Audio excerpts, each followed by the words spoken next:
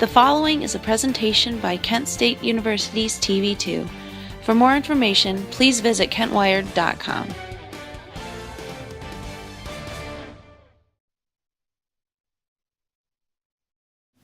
I can't believe that you two would do this. Oh, come on, man. Chill out.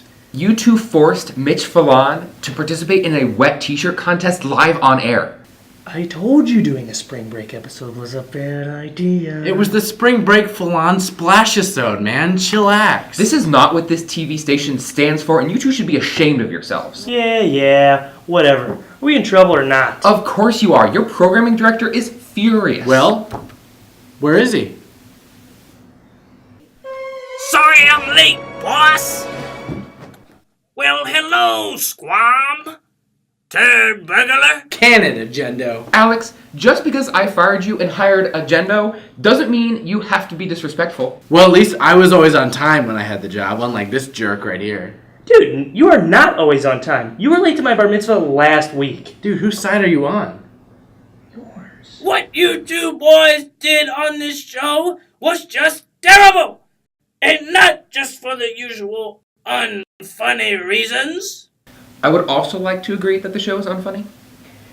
You two terrible hack frauds are walking a fine line with a bad reputation for indecency and disrespect.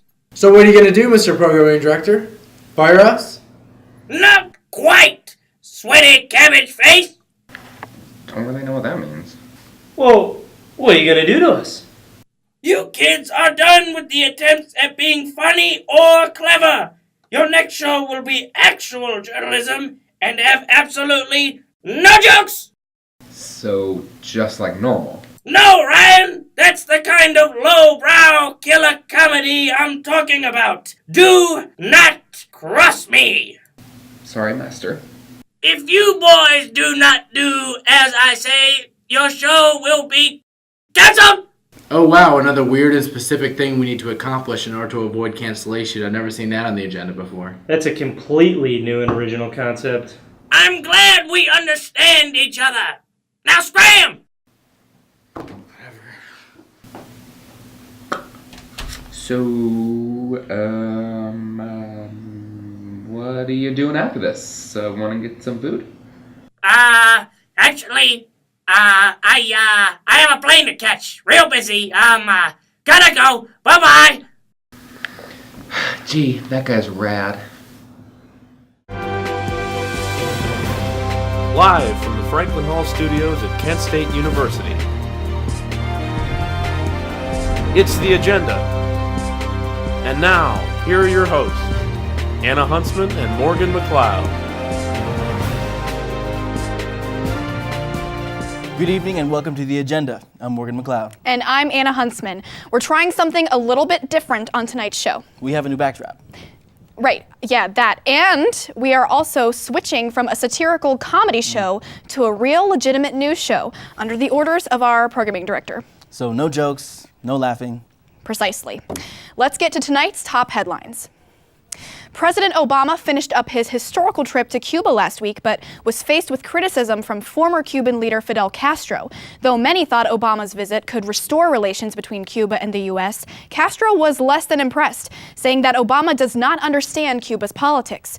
When Obama was approached for a response, he simply declined to comment. A cat in Nebraska was rescued from a tree when a police officer used the laser aiming system on his taser to lure it down. When asked how he thought to use the laser, the police officer responded, "I have 2 cats at home." A volcano erupted in Alaska on Sunday, sending ash 20,000 feet in the sky. The Pavlov volcano, which has erupted 40 known times, is one of the most consistently active volcanoes in Alaska's Aleutian Islands. And you know what scientists say about Alaskan volcanoes? They can be pretty dangerous. A picture of a slice of beef in Mexico is circulating on the internet because it appears that there's an image of Satan in it. Some people say he's really there, while others say it's just a slice of beef. Earlier this week, a flight was hijacked on its way to Cairo, Egypt. And as some of you know, I do the news, so I thought this would be the perfect opportunity to make a professional news package regarding the topic. Take a look. Well, you may have tried to walk like an Egyptian, but on Tuesday morning, you certainly couldn't fly like one. A plane flying from Alexandria was hijacked by a passenger claiming to be wearing a suicide explosive belt. The Egypt Air flight was en route to Cairo, but the hijacker steered it off course to an airport in Cyprus. I spoke to an international affairs major here at Kent State about her thoughts on the incident. What are your thoughts on this incident? It sounds scary. Can I say scary? Now, this isn't the first time that something scary has happened with planes flying over the Mediterranean. I talked to a student here at Kent studying Greek to see if she thinks these countries shouldn't fly planes anymore. No. It is unclear yet what the suspect's motives were, but Cypriot police are investigating. Reporting for the Agenda, I'm Anna Huntsman. So is that what they teach you in your journalism classes? Well, I mean, not really, because I'll take my first reporting class in the fall. Okay. So be sure to tune in to see my packages get even more put together. I can't wait to watch you grow. Coming up on the agenda, we'll have the latest on what has been plaguing humans for centuries, diseases. Stay tuned. And when we come back, our reporter Andrea Siebert joins us live from a disrupted soccer match. Could it be puppy love? Careful, Anna. Sorry. We'll have more on this report after the break. From the creators of Kids Bop comes a brand new sound. Introducing Dad Bop. By dads, for dads. Dad Bop Hip Hop Edition brings you songs like Work by Rihanna. Just got back from work. Hope Jen made dinner. Her roast beef is delish, but she always burns the fish. Hey, you said you liked the salmon. Your salmon's not bad, it's just a bit tough for my taste. It wasn't too tough for your boss. Whoa. Two Phones by Kevin Gates. I got 2 phones, one is a cell and one's a landline. Bundled from AT&T, they said it would save me some money. I got 2 phones, saving me money but costing me time. I missed the pay phone when phone calls only costed a dime. Can't Feel My Face by The Weeknd.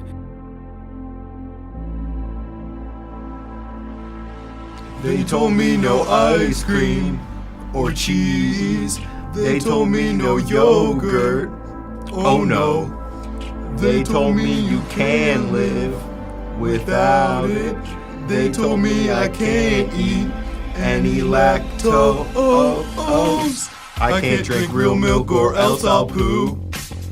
Ask your mother or your brother. Almond milk and soy will have to do. It's not the same. It hurts my brain. I need milk and almonds, you know what I mean? It's got no teeth.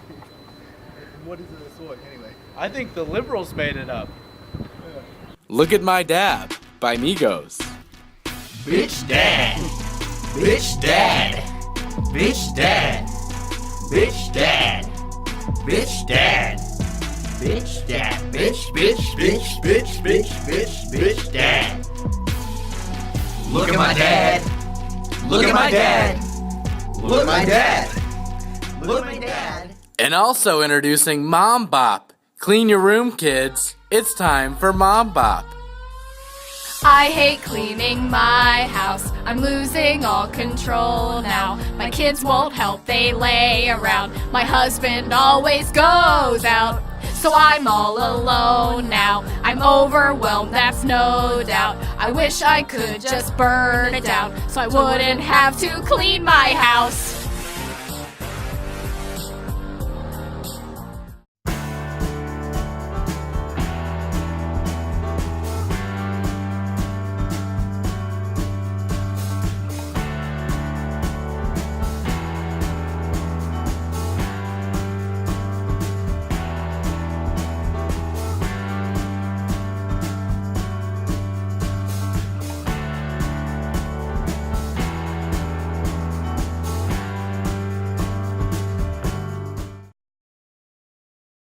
Welcome back to the agenda. Smallpox.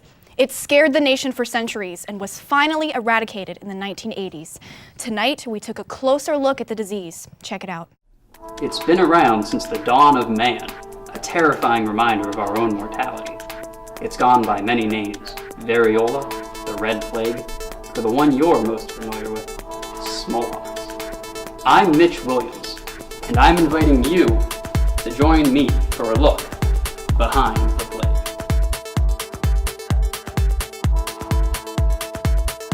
It all started in the year 10,000 BC. One virus, infected with ambition, had no idea it would change the course of human history forever. The earliest known case of smallpox was found in Ramses V. You can see the telltale scarring right around his jaw there. See, some diseases start small, pulling gigs in little nowhere towns, but not smallpox. Smallpox went straight to the top of the pyramid. Just goes to show it had a lot of ambition right from the start. There's a bit of debate about smallpox in the infectious virus community. You know, a bunch of haters always saying that smallpox basically just racked up its stats because people couldn't tell it apart from other viruses. Man, that's some bull. Smallpox has always been hella lethal. I mean, it's really had an incredible impact on humanity. Kings, pharaohs, shoguns, emperors. It's really touched the leaders of the world in a substantial way. But it wasn't all smooth sailing for smallpox. Along the way, it was faced with accusations of having lost sight of the big picture. Yeah, right around the 1700s is when it really sold out. I mean, come on. Contaminating blankets for the British Empire? That's just working for the man. I know it lost a lot of support when that happened. Public sentiment really turned on it. Alright, sure. Smallpox made some mistakes in the 1700s, but that's okay. Everyone makes mistakes. Personally, I'm more of a fan of its early work anyways. I like to think about what it was, not what it became. But the bad times only got worse. With the discovery and distribution of a vaccine, smallpox found itself waning in popularity. In the 60s, the mortality rate started dropping. First to 20%, then even lower. Honestly, I kind of felt embarrassed for smallpox. In the past, people were always coming to doctors hoping for a cure, you know? It really brought communities together. And then it just sort of stopped. Like people weren't even worried smallpox would leave permanent, disfiguring scars on them anymore. It was honestly sad. It used to be such a ruthless, efficient killer. Seeing the infection rates plummet was really disappointing.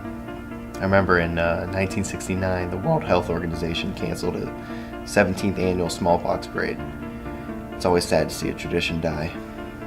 My brother contracted smallpox in '67, and it was one of the worst experiences of my life.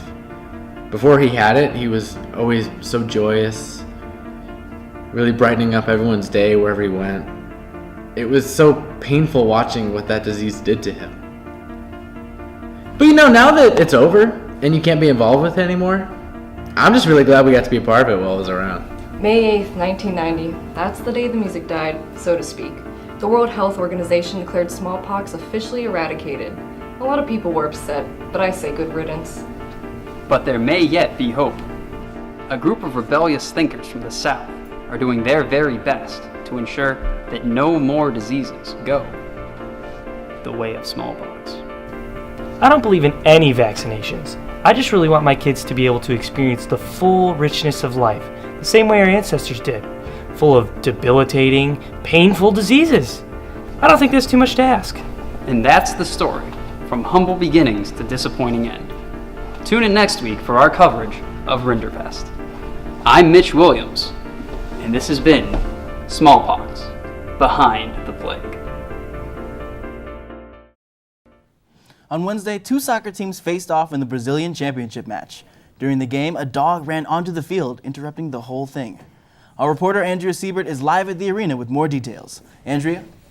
Thank you, Morgan. Here at the Pownell Stall Arena, I am joined by soccer, or should I say football, player Rico Ramirez. Thank you for being here, Rico. Now, can you tell me what exactly happened at today's game? Well, I was just kicking the ball up the field when this pooch started totally chasing the ball and threw out the whole game. It was crazy. And what did you do during the game? How did you get on the field, you carried the... Andrea, shouldn't you be asking the soccer player the questions? Yeah. Oh, right. Sorry. That's fine. So, Rico. Yeah. What did you do once you realized the dog was on the field? Well, my teammate carried the dog off the field, and I kept the game up, and I went on to score the winning goal in the last 2 seconds. It was pretty... Who's a good girl? Andrea, I know she's cute. She's very cute, but you need to speak to the guest, okay? This is getting a little too close to jokes, and it's getting farther and farther away from real journalism. That's what we want here. All right, please, be serious. You host a flashcast, Come on. remember. Sorry, guys. Sorry. Okay, it's fine. Just keep going. Ask the soccer player a real question and ignore the dog. Ignore the dog. But she's so cute. Andrea, you have to ignore the dog. I'm Please. sorry. Okay. Who's a good girl?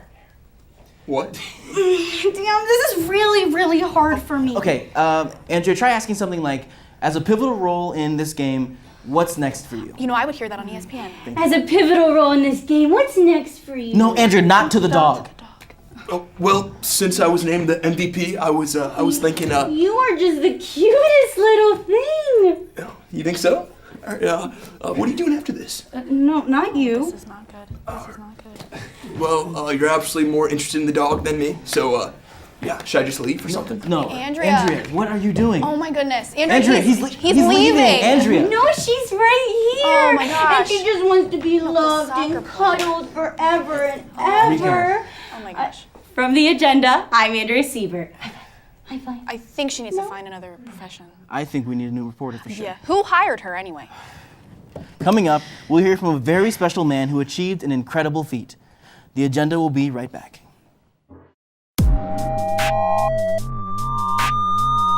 Check! Oh no. I love BB-8. You wanna be like Daddy? Take that, Holmes! Sorry, I'm really trying. At last I can shed this pitiful existence and go on to live in blissful eternity. I'm gonna be honest with you guys tonight. I vape.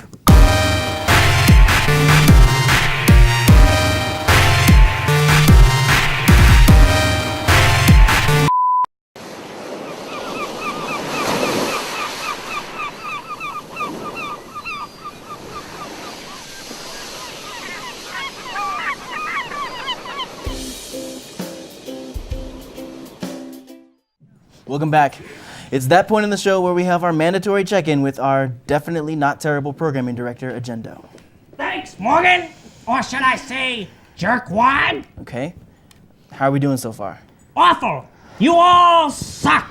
I can do the news better with both of my eyes closed. Unfortunately, they do not! Agenda, why don't your eyes close? Because I do too much crap! Oh my god. Why do you get to be so unprofessional, but we have to be so serious? Yeah. Because I am your boss, and clearly a fictional character, I have no bounds. Let's get to the news. A bridge in India collapsed today, much like my first marriage. Good thing I never paid my alimony. Agenda, you are so mean. You're right, Anna. I never thought of it that way. I'm gonna change my ways. Good. Psych! I'm going to be a curmudgeon forever! Look, I thought you came on to do news. Agenda, look, give us some headlines. Seriously. Something. Here's a headline for you. Local programming director sits on his fat ass as his TV2 staff botches it. Come on, Agenda. All right. Enough with the bits. Yeah. A man who attacked Donald Trump at a rally last week is due to report in court today. If he's smart, he'll just not show up, just like I did with my child's custody hearing. I say to hell with the little runt. No. You know what? This segment's over, Agenda. I decide when the segment is over. And guess what? It's over! Come on. I better get going. Me and Falan have tedious business procedures to attend to. Falan, where's my suitcase? You know I keep my beans in there. Well, you know what? It sounds like we're doing great, Morgan. Okay, so let's just keep going on with the show. This week, a local Portage County citizen helped find and rescue the mayor's missing golden retriever, Sammy. The canine, who had been trapped in a Long John Silver's dumpster for over an hour, was saved when the man risked his own life to pull Sammy out of the trash. Here to talk about his riveting and inspiring story of rescuing Sammy is small-town hero Doug Lehman. Hi there, Doug. Hello, Anna. Thanks for having me. You are so welcome. So tell us, what was it like putting your life on the line to save Sammy? It was all right. Just happy to help, I guess. That's just fascinating. So how were you alerted to Sammy's sudden and tragic disappearance? Well, I was making a very large sandwich watching a sports game when I heard my phone vibrating. I was putting mustard on my sandwich when I realized I couldn't find my phone. I looked all around my apartment, in my bedroom, my bathroom, my basement, the attic, the master bedroom, the garage. Finally, I found it in the back of my jeans pocket. And it was, you know what? It was out of battery, so I put it into charge. Oh, wow. So your phone died. Did the mayor call you? I'm kind of confused here. Oh, no. I checked his Twitter feed and it said that his dog ran away with chasing a small boy. Oh, okay. So were you stirred with a righteous passion and concern, wanting to help in any way you could, stopping at nothing until Sammy was back in the mayor's arms? Yeah, for sure. I see. Did a sudden wave of adrenaline, fill your being as you courageously hoisted Sammy's golden body out of that dark and horrid dumpster? Something like that. We had to wipe off some food off his fur, but then other than that, it was easy.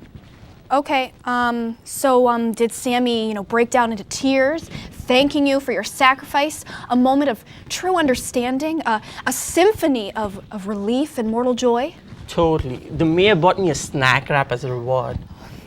Snack wrap, that is truly heartwarming. Thanks again for coming on and sharing your brave story with us, Mr. Lehman. Yeah, sure. Thank you. Well, just saying, I better get the Peabody Award for this, okay?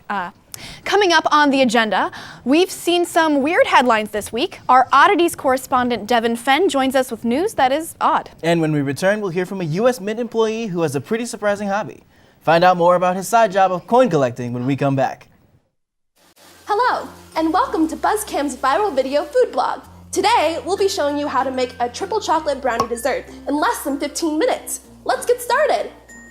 The ingredients we'll need to make the dessert are flour, 3 eggs, a mixture bowl, a bowl of cream, salsa, sliced deli ham, a copy of the Oasis debut album, Definitely Maybe, a TV remote, some stones, and a second bowl of cream. We won't actually be using the second bowl of cream. It just serves as a reminder for me to use the first bowl of cream. Now it's time to get cooking.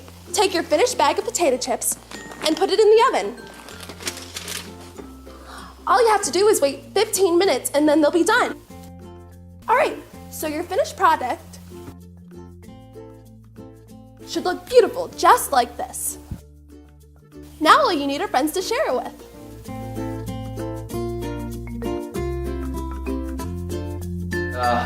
This is nice, Abby, but I thought we were having brownie dessert. Yeah, is this just like a prank or something?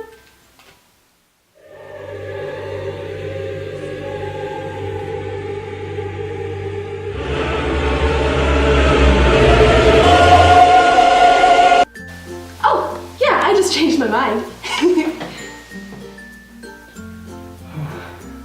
Okay, alright.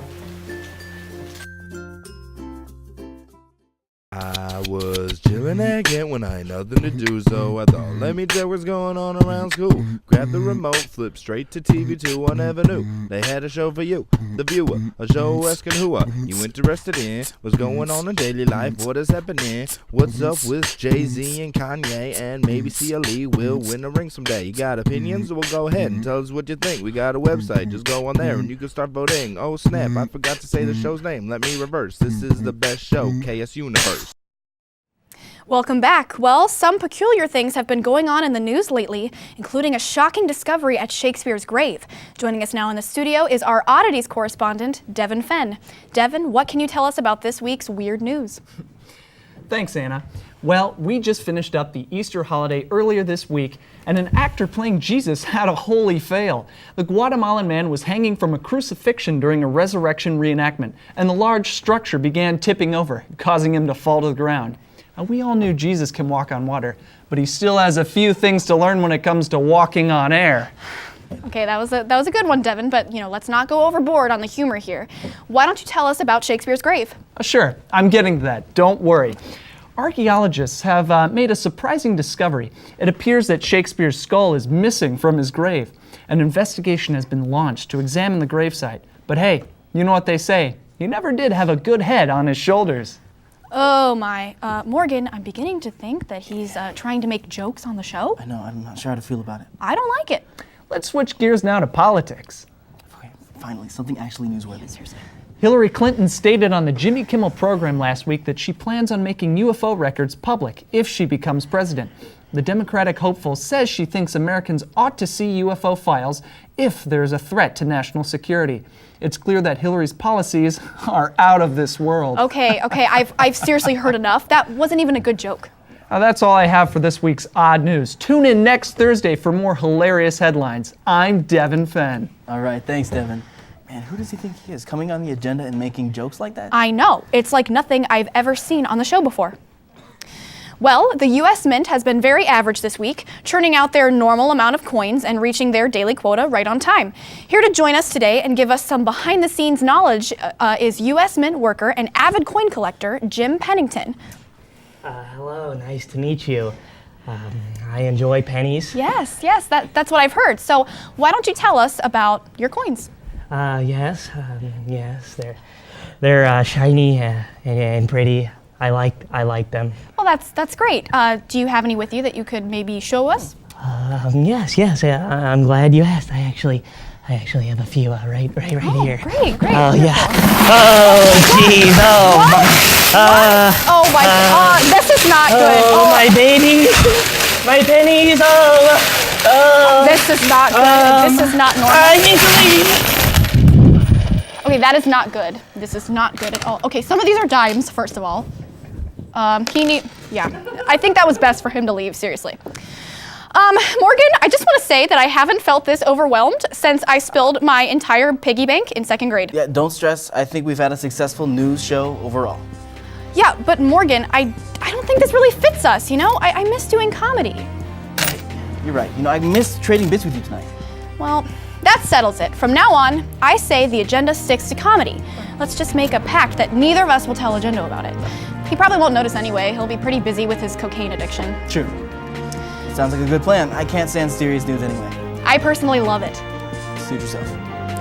Well, cool. That's all we have for this week's episode of The Agenda. Tune in next week when we get a little less serious. I'm Anna Huntsman. And I'm Morgan McLeod. Have a great night.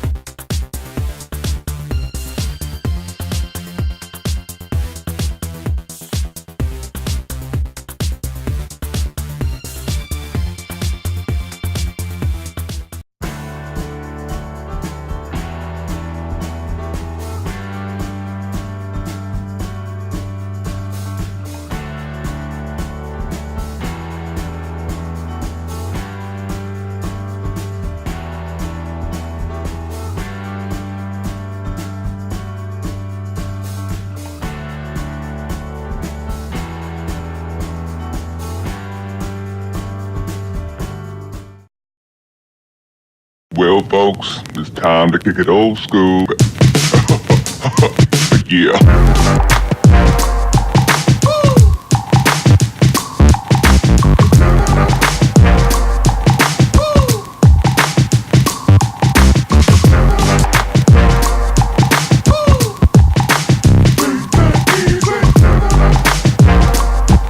The fun is just so fresh.